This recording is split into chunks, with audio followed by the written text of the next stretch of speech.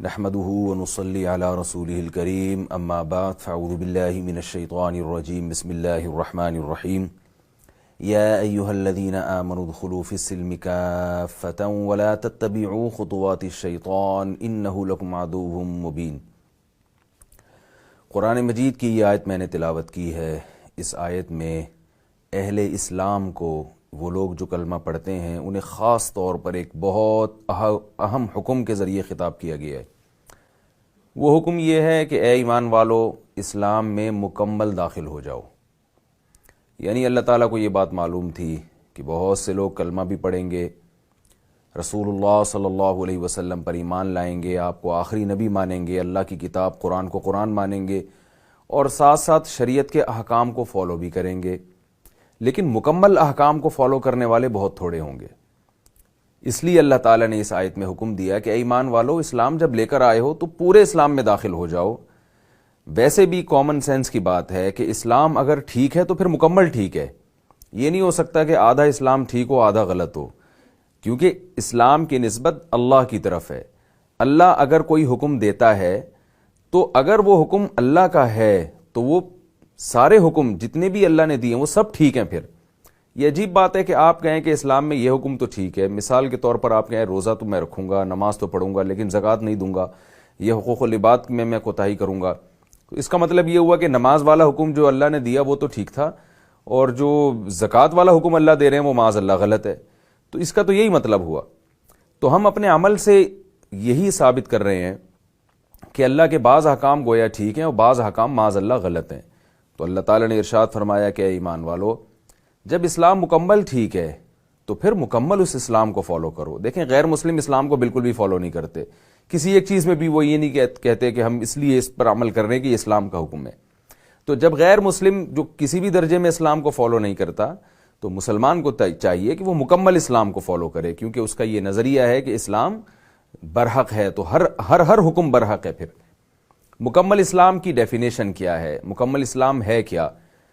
ایسے تو اسلام کے بہت سارے احکام ہیں، لیکن میں مختصر وقت میں کوشش کروں گا کہ ایک مختصر خاکہ میں آپ کے سامنے رکھوں، جس سے ہمیں یہ پتہ چلے کہ مکمل اسلام ہے کیا، کن کن چیزوں میں اسلام ہمیں گائیڈ کرتا ہے، اور ہماری کوتاہی ہے کہ ہم ان چیزوں میں اسلام سے گائیڈنس نہیں لیتے۔ علماء نے اسلام کو جو ڈیفائن کیا ہے 2 لفظوں میں، اور رسول اللہ صلی اللہ علیہ وسلم کی حدیث سے یہ بات ثابت ہے۔ آپ صلی اللہ علیہ وسلم نے فرمایا اسلام یہ ہے النصح للہ ولرسولہ ولعامۃ المؤمنین، کہ اللہ کی بھی خیر خواہی، ظاہر ہے اللہ کی خیر خواہی کوئی نہیں کر سکتا، مراد یہ ہے کہ اللہ کو بھی خوش رکھنا، اللہ کے رسول صلی اللہ علیہ وسلم کے ساتھ بھی خیر خواہی، اور اللہ کی مخلوق کے ساتھ بھی خیر خواہی، جس کو یوں کہا جاتا ہے حقوق اللہ اور حقوق العباد۔ آپ صلی اللہ علیہ وسلم کے جو حقوق ہیں وہ تو حقوق اللہ ہی میں داخل ہیں، کیونکہ نبی صلی اللہ علیہ وسلم پر جو درود پڑھا جاتا ہے یا آپ کو جو فالو کیا جاتا ہے وہ تو اس لیے کہ آپ جو حکم بیان کر رہے ہیں وہ اللہ ہی کا حکم ہے۔ تو اس لیے علماء نے 2 حصوں میں ڈیوائیڈ کیا اسلام کے حکام کو، ایک حقوق اللہ یعنی اللہ کے حقوق، اور دوسرا حقوق العباد جو مخلوق ہے اللہ کی، اس مخلوق کے حقوق۔ اس مخلوق میں انسان بھی ہیں، مسلم بھی ہیں، غیر مسلم بھی ہیں، حتیٰ کہ جانور بھی اس میں داخل ہیں، یہاں تک کہ جنات بھی اس میں داخل ہیں۔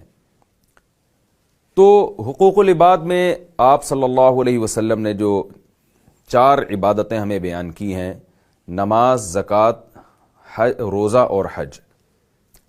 آج ہم اپنی زندگی میں دیکھتے ہیں کچھ لوگ نماز کے پابند ہیں، زکوٰۃ میں گڑبڑ کر رہے ہیں، وہ زکوٰۃ کے مسائل ہی ان کو معلوم نہیں ہیں، کچھ زکوٰۃ ادا کرتے ہیں تو نماز میں ڈنڈی مار رہے ہیں، وہ پھر جو نماز پڑھ رہے ہیں وہ خشوع و خضوع کے ساتھ نہیں پڑھ رہے۔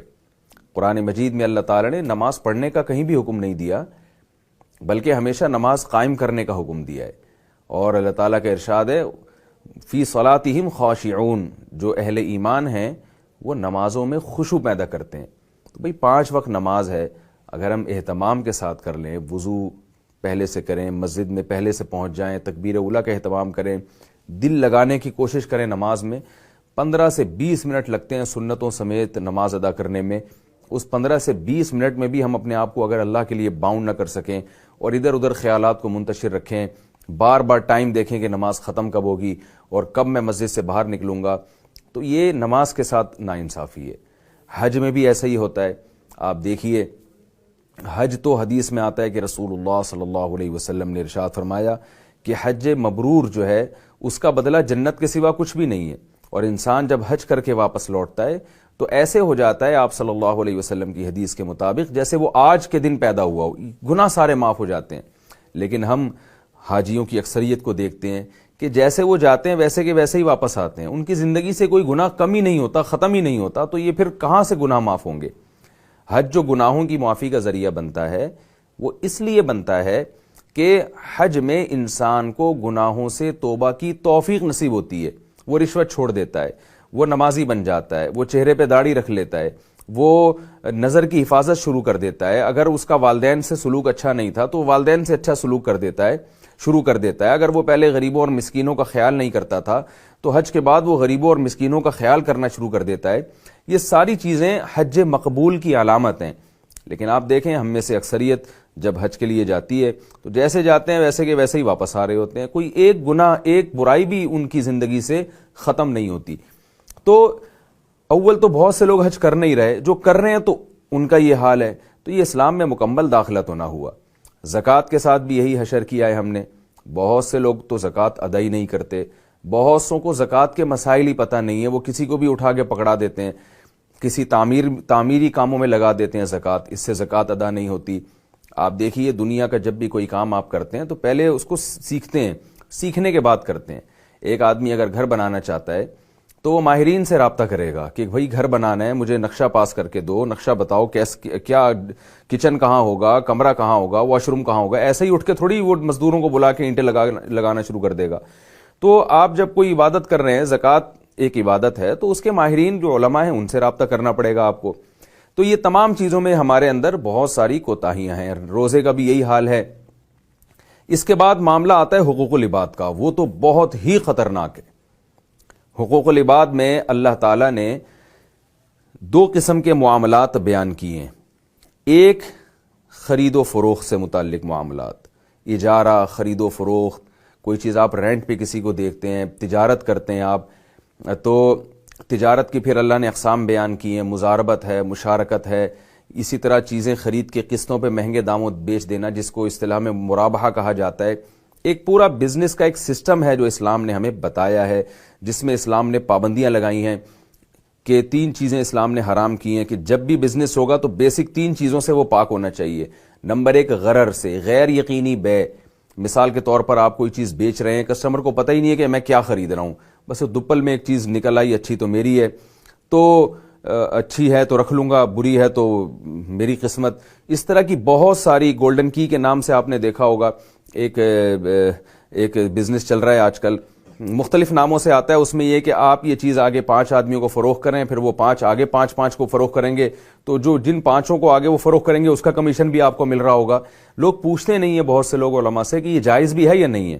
انشورنس کروا رہے ہیں لوگ دھڑا دھڑ، انشورنس تو پوری دنیا کے علماء کا متفقہ فیصلہ ہے کہ جو مروجہ انشورنس ہے وہ اسلام میں اس کی کوئی گنجائش نہیں ہے۔ یہ وہ سود کی اور جوئے کی وہی شکل ہے جو زمانے جاہلیت میں جو جوا کھیلا جاتا تھا، اور بڑا اچھا لیبل لگا کے ہم انسانیت کی خدمت کر رہے ہیں۔ تو پہلے بھی جوا اچھا لیبل لگا کے کھیلا جاتا تھا، آج بھی وہی جوا ہے، غرر ہے، اس میں قمار ہے، ربا ہے، یہ ساری چیزیں ہیں مروجہ انشورنس میں۔ اسی طرح اسلام نے غرر اور قمار کو حرام قرار دیا جسے جوا کہا جاتا ہے۔ اسٹاک ایکسچینج میں آپ دیکھیں جو فارورڈ سیل اور فیوچر سیل کے نام پہ جو کچھ ہو رہا ہے اس میں بھی بہت حد تک جوئے کا عنصر پایا جاتا ہے، اور بہت سے لوگ مسائل نہیں پوچھتے علماء سے کہ ابھی ایک شیئر پہ آپ کا قبضہ ہوا نہیں ہے اور آپ نے آگے فروخت کر دیا۔ تو یہ معاملات ہیں، تو خرید و فروخت کے جو معاملات ہیں اسلام نے اس میں ہمیں گائیڈ کیا ہے، سود کو حرام قرار دیا۔ بہت سے لوگ معاملہ سودی کر رہے ہوتے ہیں، بینکوں میں، سودی بینکوں میں جاب کر رہے ہیں، وہ سودی بینک میں مینیجر بنے ہوئے ہیں۔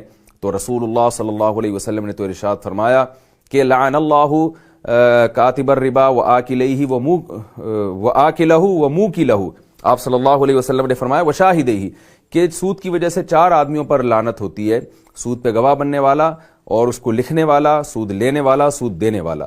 تو سود میں اتنی بڑی انوالومنٹ ہوگی تو آپ کیسے آخرت کی نجات کے بارے میں آپ سوچ سکتے ہیں؟ تو نبی صلی اللہ علیہ وسلم نے جو ہمیں تجارت کے حکام بیان کیے ہیں اور قرآن اور سنت نے جو تجارت کے حکام بیان کیے ہیں ان میں ہمیں یہ حکم دیا گیا کہ غرر نہ ہو، جوا نہ ہو اور اس میں سود نہ ہو، آپ کی تجارت پاکیزہ ہونی چاہیے۔ اسی طرح جو آپس کے معاملات ہیں ان معاملات میں نکاح اور طلاق کے حکام بھی ہے، یہ بھی ایک معاملہ ہے۔ نکاح اور طلاق میں نکاح کہاں کرنا ہے، نبی صلی اللہ علیہ وسلم نے اس کی بھی ترغیبات دی ہیں کہ شادی سے پہلے عورت میں یہ چیزیں دیکھو کہ تنکح المرأۃ لأربع لحسنها ولمالها ولدینها ولنسبها فاظفر بذات الدین تربت یداک، دیندار عورت کو ترجیح دو، اس لیے کہ دیندار عورت آگے آپ کی پوری نسل چلے گی۔ آپ کی بیوی اگر دیندار نہیں ہے تو آگے آپ کیسے امید رکھتے ہیں کہ میری نسل جو ہے وہ پیدا ہوگی، وہ نیک ہوگی، وہ پرہیزگار ہوگی؟ بچے تو اکثر ماں کو فالو کرتے ہیں، تو نکاح سے پہلے یہ چیزیں دیکھی نہیں جاتی، صرف دولت دیکھی جا رہی ہے، خوبصورتی دیکھی جا رہی ہے اور اونچا خاندان دیکھا جا رہا ہے، تو یہ بھی شریعت کی تعلیمات کی دھجیاں اڑائی جا رہی ہیں۔ لڑکی والے بھی مرد میں دینداری نہیں دیکھ رہے ہوتے۔ آپ صلی اللہ علیہ وسلم نے ارشاد فرمایا من خطب الیکم من اذا خطب الیکم من ترضون دینہ وخلقہ فزوجوہ، جب کسی ایسے شخص کا نکاح کا پیغام آئے جس کے دین اور اخلاق سے تم مطمئن ہو تو نکاح کر دیا کرو۔ یہ نہیں فرمایا استخارے نکال کے نیلے پیلے دیکھو اور اس کو ریجیکٹ کر دو، ایسا کچھ نہیں آپ صلی اللہ علیہ وسلم نے فرمایا۔ استخارہ کرنا سنت ہے، مگر وہ استخارہ جو قرآن و سنت سے ثابت ہے، اس میں نکلتا کچھ نہیں ہے۔ تو یہ ہمیں جو معاملات میں حکم دیا نکاح میں کہاں کرنا ہے، پھر اس میں ہمیں بتایا کہ کیسے کرنا ہے، سادگی سے ہوگا۔ اور آپ صلی اللہ علیہ وسلم نے فرمایا ان اعظم النکاح برکتن ایسرها مؤونۃ، سب سے زیادہ برکت اس نکاح میں ہے جس میں خرچہ سب سے کم ہو۔ آج سب سے زیادہ ہم نکاح پہ پیسہ اڑاتے ہیں، ایک طرف مہنگائی روٹتے پیٹتے رہتے ہیں، مہنگائی ہے، دوسری طرف ایک ہی تقریب میں لاکھوں روپے اڑا دیتے ہیں۔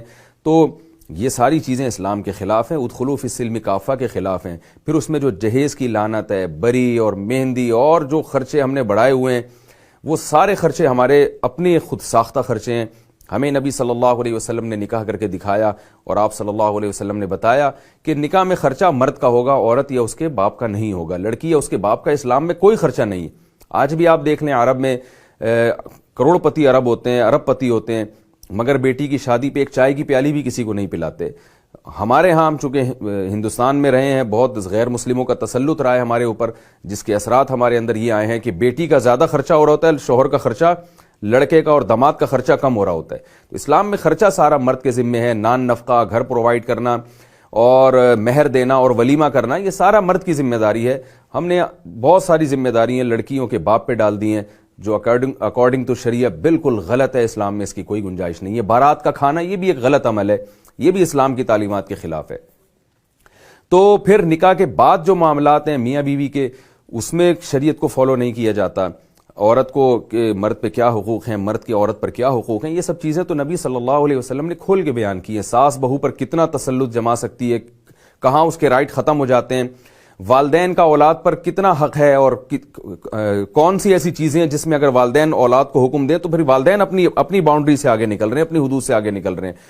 ہو یہ رہا ہے کہ جو کمزور ہے بس اس کو دبا لیا جاتا ہے۔ اگر اولاد جو ہے وہ فرما بردار ہے تو بعض دفعہ والدین اس کو بالکل ہی کچل دیتے ہیں، اس کی فرما برداری کا غلط فائدہ اٹھا کے اس کے جذبات کا کوئی خیال ہی نہیں کرتے، اس کے جو جائز حقوق ہیں وہ بھی اس کو نہیں دیتے۔ اور یہ بھی بہت کثرت سے ہونے لگا ہے کہ اولاد والدین پہ ظلم کر رہی ہے، وہ باپ کے سامنے اونچی آواز سے بات کرتی ہے، وہ ماں کے سامنے اونچی آواز سے بات کرتی ہے۔ قرآن نے تو صاف طور پہ منع کر دیا وَلَا تَقُلْ لَهُمَا اُفٍّ، کہ ان کے سامنے اف بھی مت کرو۔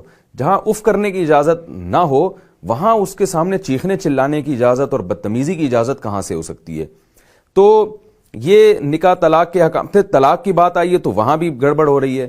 قرآن نے پورا طلاق کا ایک طریقہ بیان کیا ہے، امساکم بمعروف او تسریح باحسان، فرمایا محبت سے رہو، نہیں رہ سکتے تو محبت سے علیحدگی اختیار کرو۔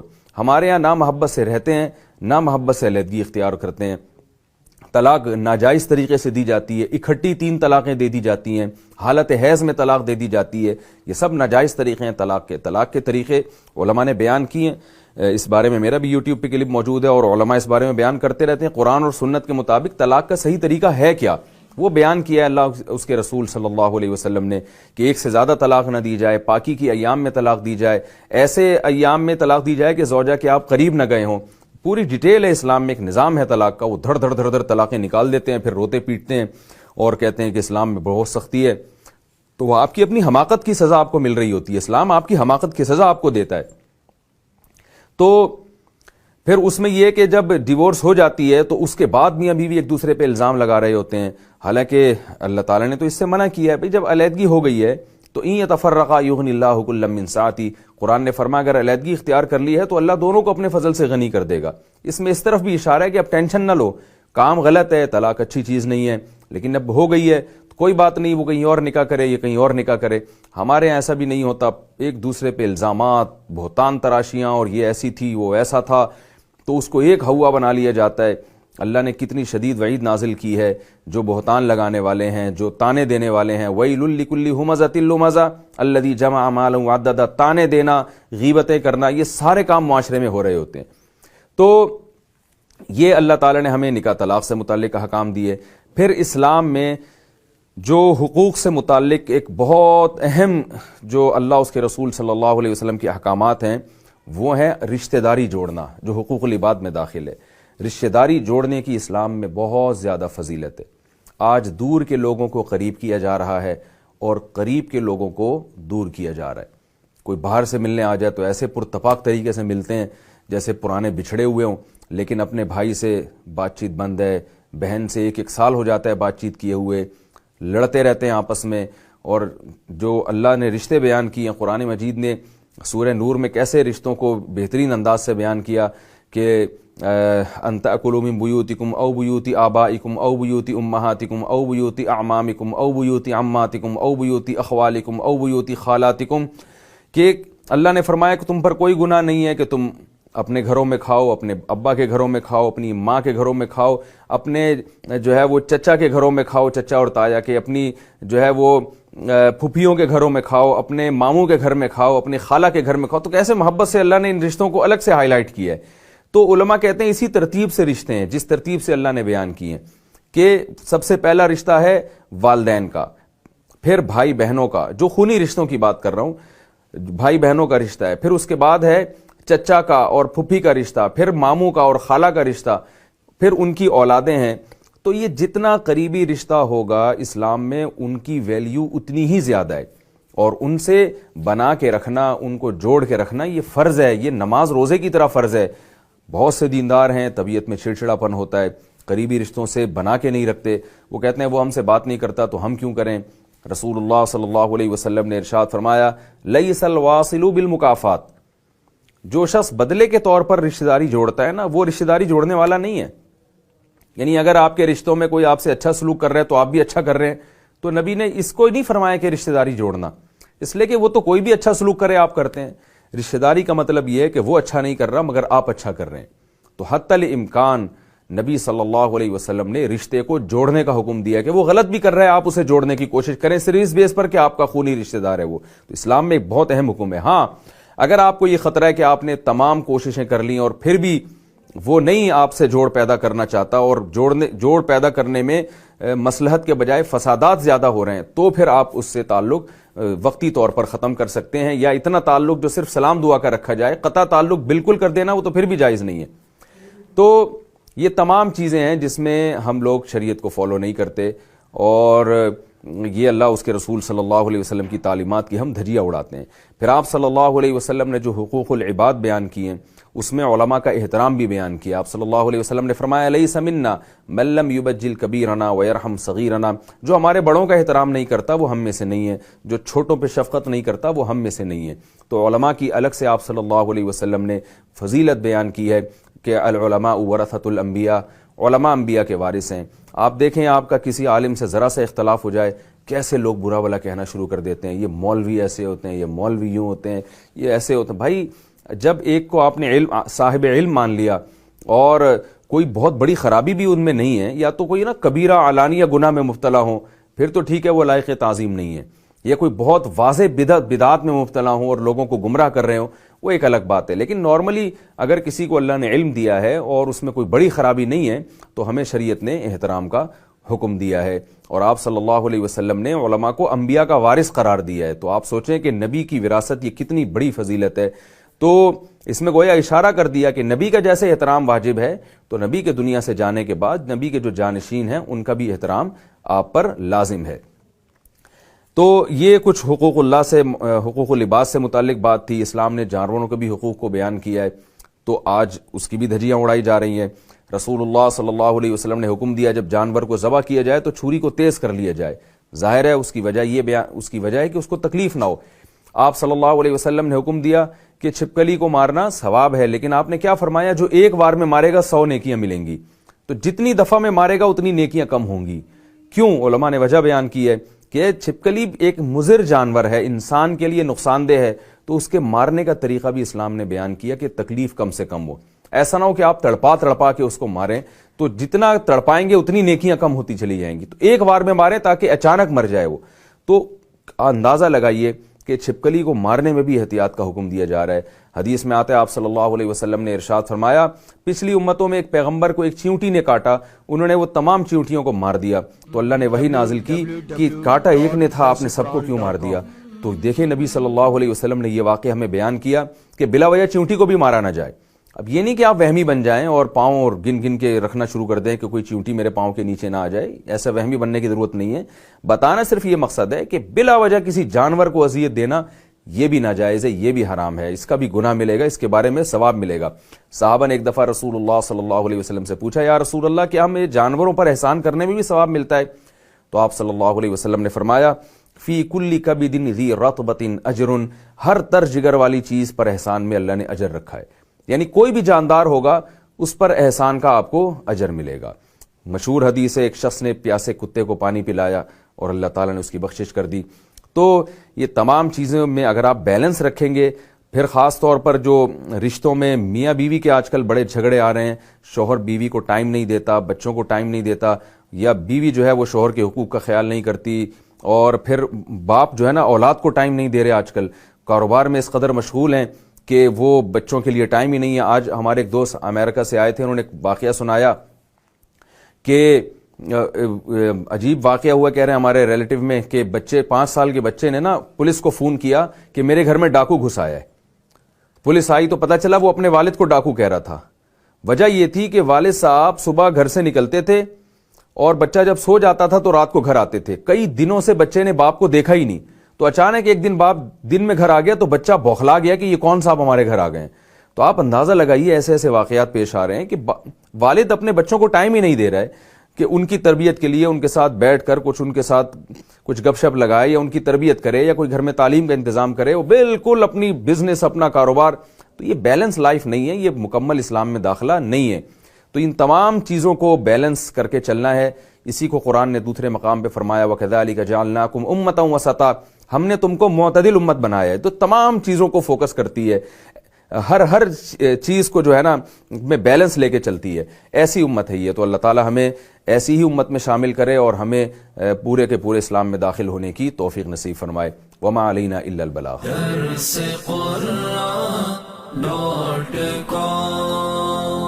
www.darsequran.com